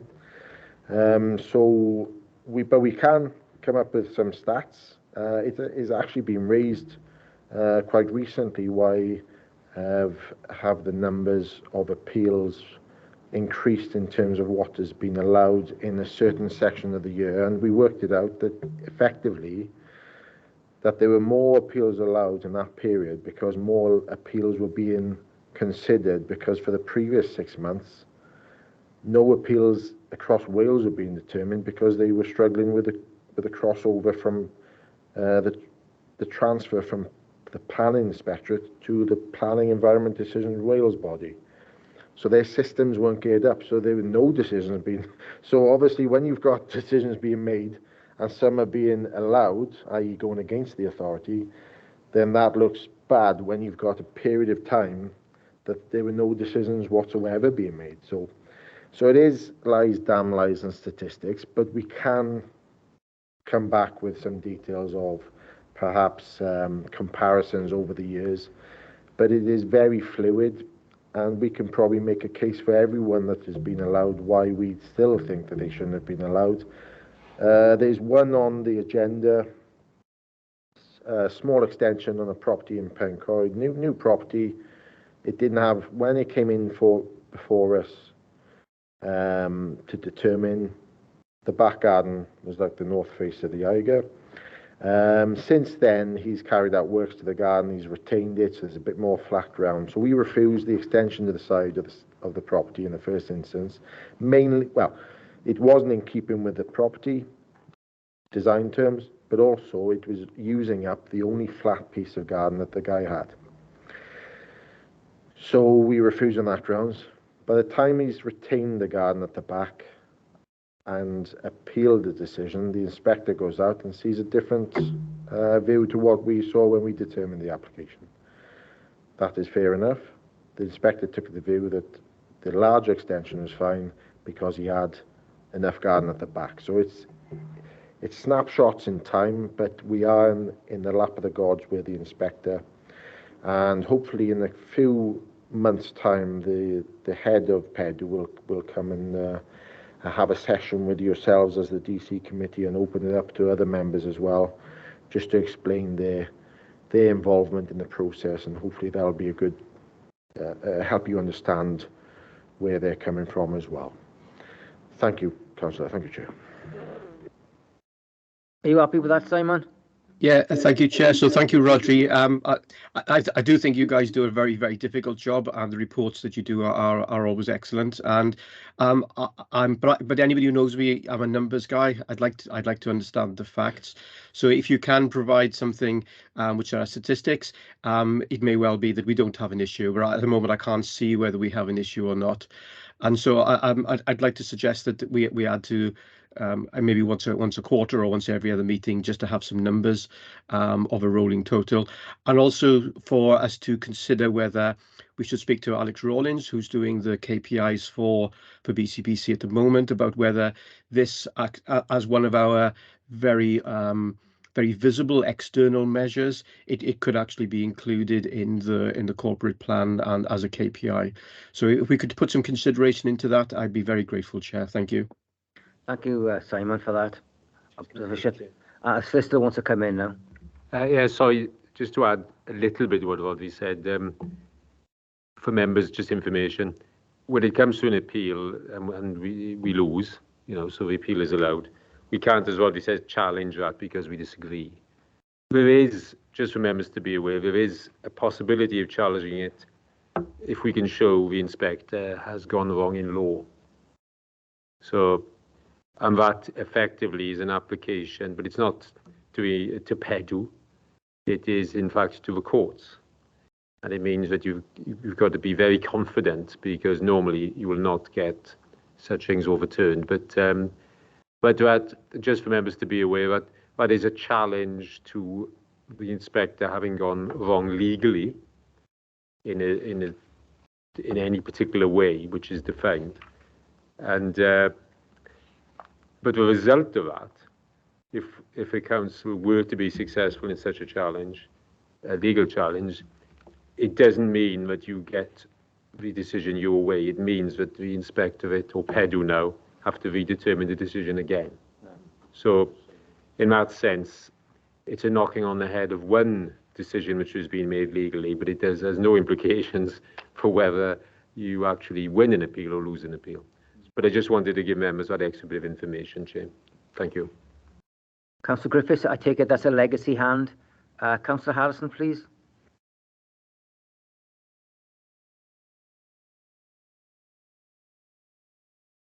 Can you put your mic on, please, Councillor Harrison? Oh, done one, not the other. Missed it with my finger. Sorry. Thank you, Chair. Looking at page 48, Heelfalder Brackler Industrial Estate. Chiropractor. I think it's chiropractor. Just to clear up, on the appeals, he was saying that I remember this coming up before, and it was turned down because of traffic. Well, the appeals officer has sort of said that wouldn't have a detrimental effect. I do believe that there's an Indian takeaway nearby as well, which obviously employs more than one person. But when you look around these industrial estates and you see the amount of units that are empty, surely it would be better, especially one of this size, which wouldn't be a manufacturing size site. It would only be for office use or maybe something very similar. You wouldn't even get a gym in there. Surely it would be better to have a business up and running rather than leaving the premises vacant. They say it's for well-being and future development. Well, future development could be that he would expand, move on, and employ more people. But in the meantime, that building would be used and be far more use than being empty. Thank you. Yeah, thanks, Councillor Harrison. Yeah, it's an interesting appeal decision, this one, because we've had some issues on industrial estates in the past with uses that are not really in keeping with the allocation for those sites, B1, B2, B8. We have a policy in our LDP, which will be carried through to the new LDP, which does allow ancillary uses in industrial estates, but it is very limited to what we would allow on there, because they should be to serve the work people on those industrial estates and make it easier for them to stay in employment, I suppose. So it helps with their work-life balance, etc. So things such as nurseries, you get a lot of them on industrial estates. So you can drop your child off in the morning, go to work, pick them up on the way back. So it's things like that. It's very clear in the policy. In this instance, these are new units. So they're not old units, empty units. They've been empty for years, which they can make a case of, that they've advertised them, marketed them for a couple of years, and there's been no interest in what they should be used for, so they're looking at an alternative. This instance, these are brand new startups, so we approved it on that basis. They are there to serve a purpose, and we're trying to protect the employment element of these industrial sites, not just to allow any old use in there, because it will reduce the scope for employment uses on the site. So you're right, these are meant for startups, and when they grow, they will go perhaps into a bigger unit on the same industrial estate. But that's what the whole purpose of it was, and luckily the inspector agreed with us that it was completely against policy, and agreed that if we did allow this, then it would be the thin end of the wedge. So it'd be difficult for us to defend against other schemes. I take your point about existing units. I think the what's the retail shop on the industrial estate that gets propped up sometimes? I think it was converted from the garden centre, something like that. One Stop? Yeah. So that was in A1 use back years ago. So it's a legacy, like Chair just mentioned, a historic thing. So we can't do much about that. Once it's in A1 usage, we can't say, well, hang on, you can't keep it as A1 anymore because we want this as an industrial use. So it's very much on a case-by-case basis. Take away one, if you can let one and only enforcement officer know about that, we'll investigate that matter. Is it a new takeaway, or is it's been there for quite a while? I don't know, but definitely, if it wasn't a takeaway or an A3 use before they changed it to a takeaway, then we would have to look at that as in terms of a change of use application. So if you do feel strongly about that one, let us know about the exact location of that, and then we'll investigate it. But in short, this decision is a good one from our point of view. It backs up our policies, it strengthens our policies in terms of securing employment uses in these areas, and hopefully we can refer to this appeal decision in future applications. Thank you, Chair. Thank you. Councillor Griffiths, please. Thank you very much, Chair.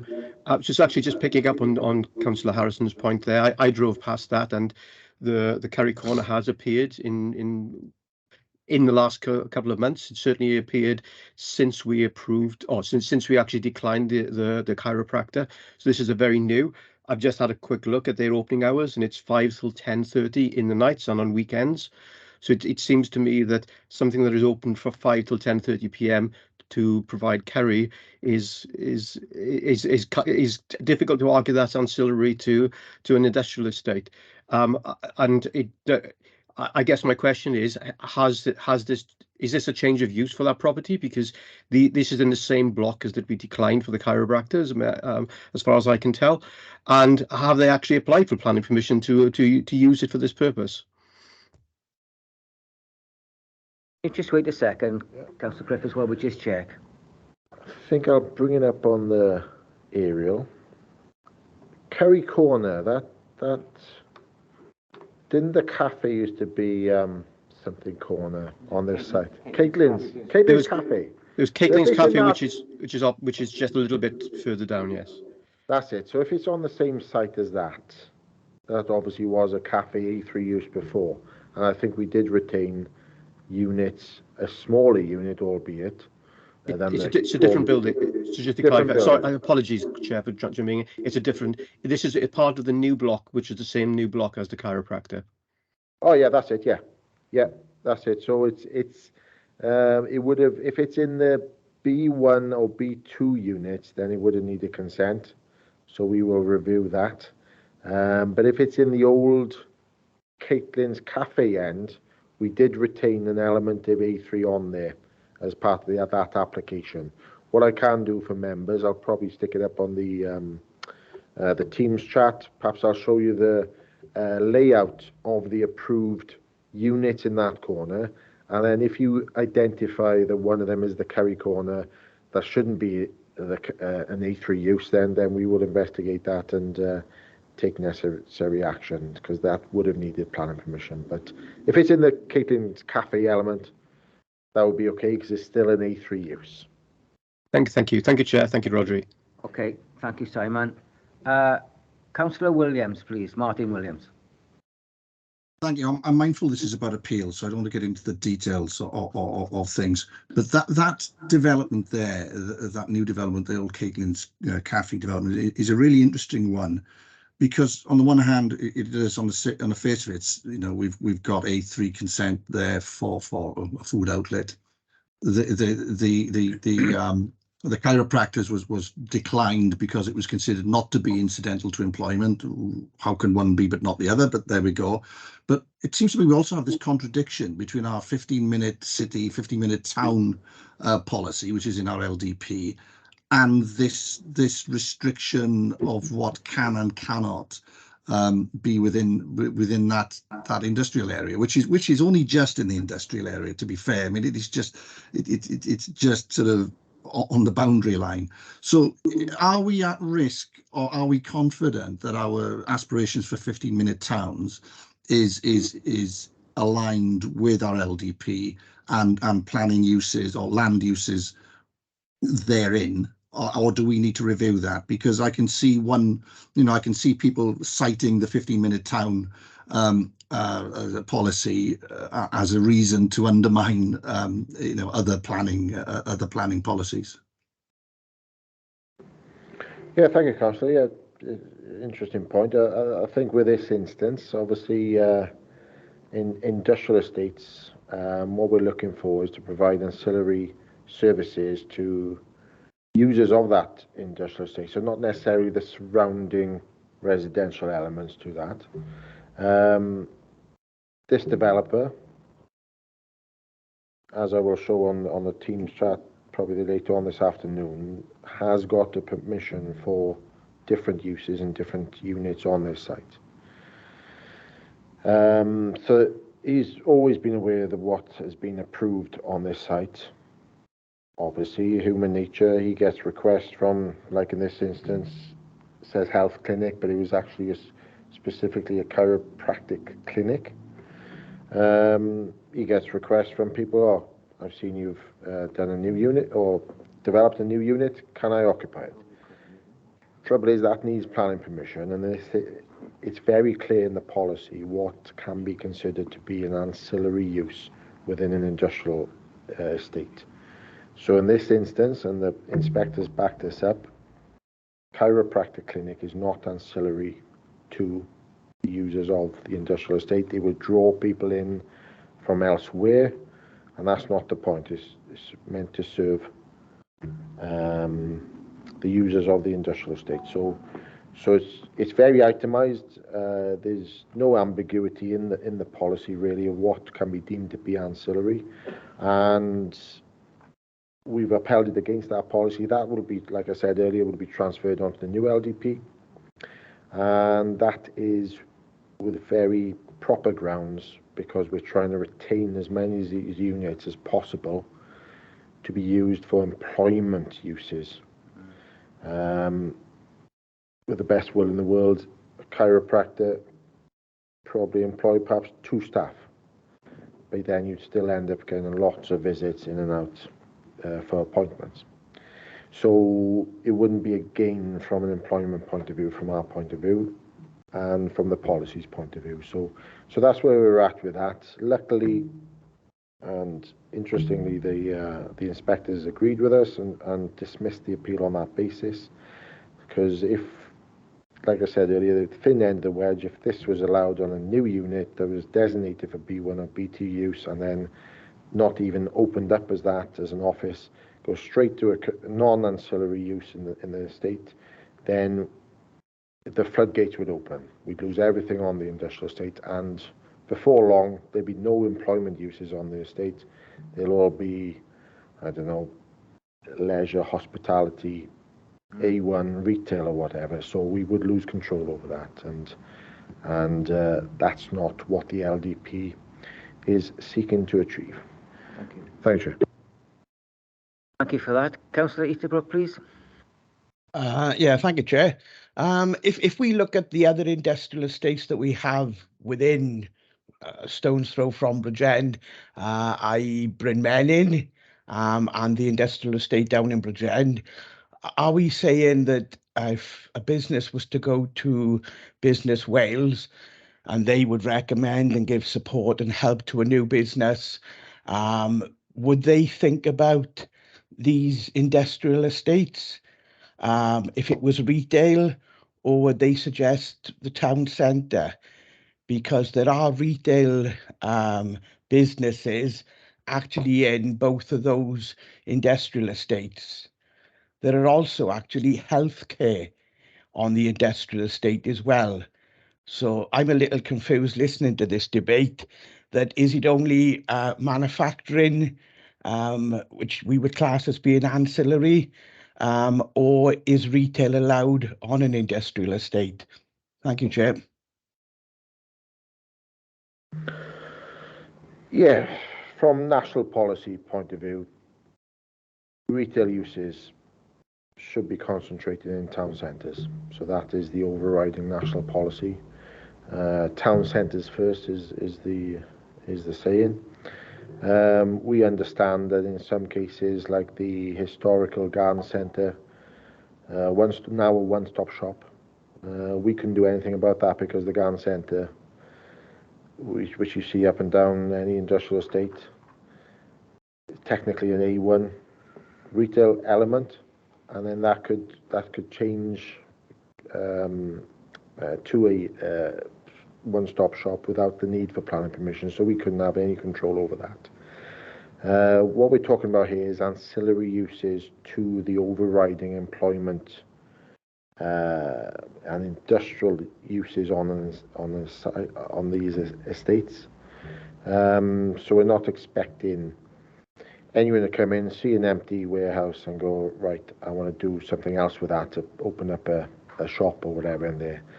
If they're obtaining grants from the Welsh Government, I'm hoping the first thing that the Welsh Government would say would be, before we go down too far down the line on this, please seek pre-application advice from the local authority to ascertain if your proposals for this site on an industrial estate would eventually or potentially achieve planning permission in the long run.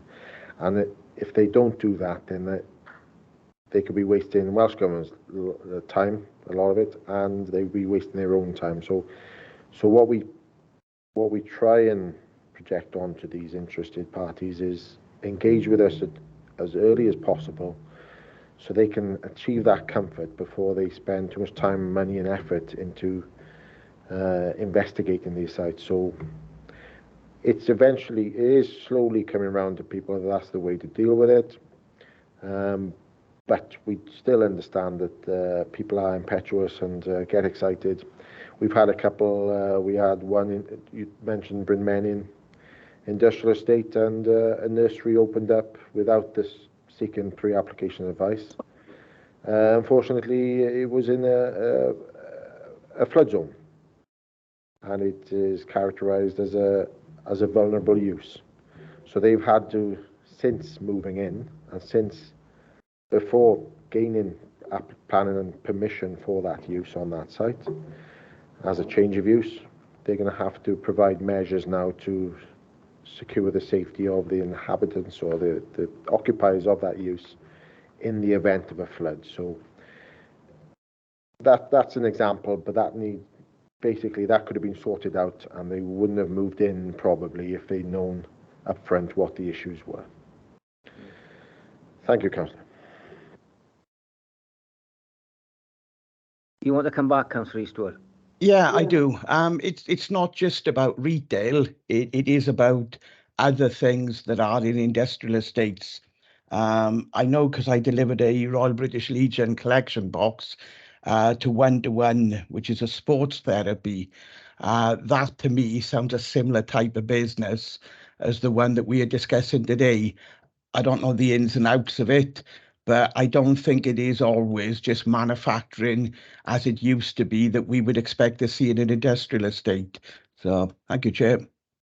Thank you for that comment, Councillor Easterbrook. I've been told we'll have a look at that. Councillor John, please.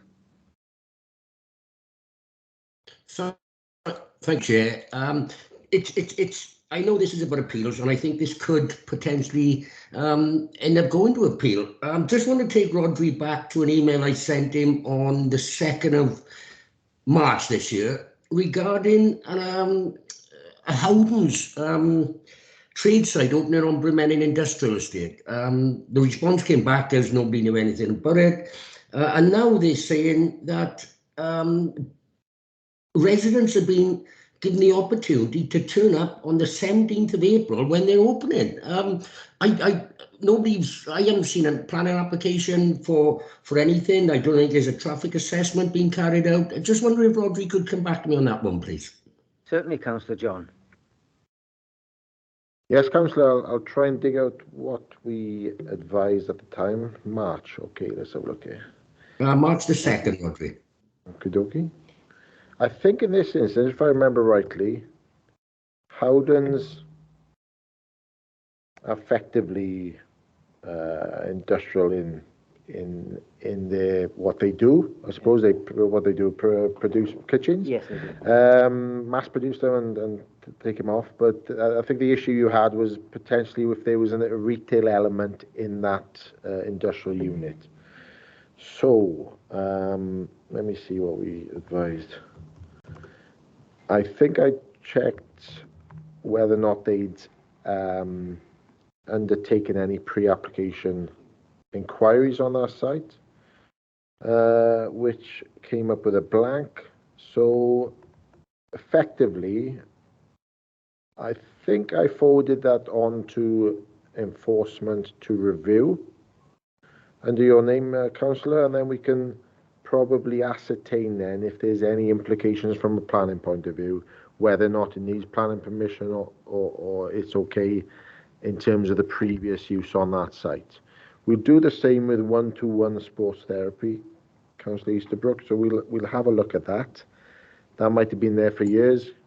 Don't really know. We don't really know what was there before, so we'll investigate these matters and hopefully keep you up to date. But Councillor John, I'll revisit the Howdens issue. That was in Bryn Menyn, did you say? Bryn Menyn Industrial Estate, and they're sending flyers out to residents to say that they're opening on the 17th of April 2023. I say I see nothing regarding a traffic assessment or anything else unless you've seen something different. Yeah, like I said, it might be the case that they didn't need planning permission in the first instance. So, but we'll investigate that, and I'll keep you posted, Councillor. Thank you, Rodri. Cheers, Chair. Thank you, Councillor John. I can't see any more questions, so I'll finish on that subject, and I'll go on to the last bit, the training log.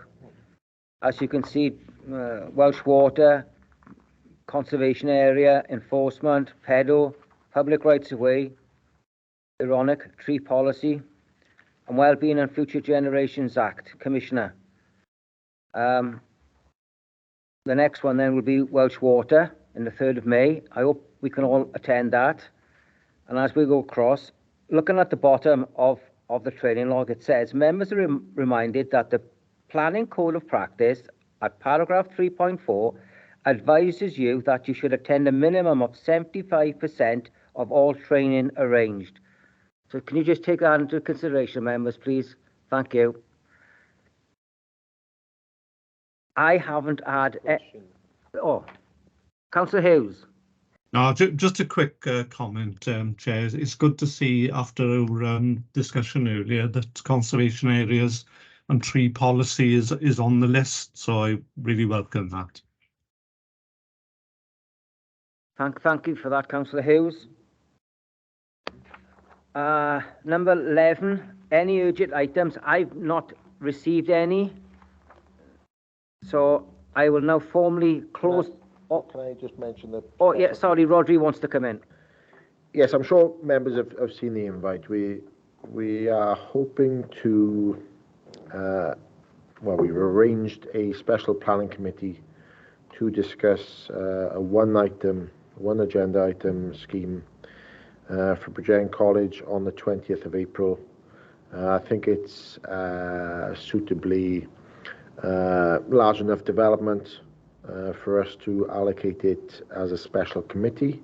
We're conscious that the next committee after that is the 4th of May, and that would be a long agenda looking at it from a distance. So I think if we can separate and aim for and keep in your diaries a special committee to include a site visit on the morning to the site up on Cheapside off Brackler Street, so members can make themselves aware of the situation up there as it stands, the old police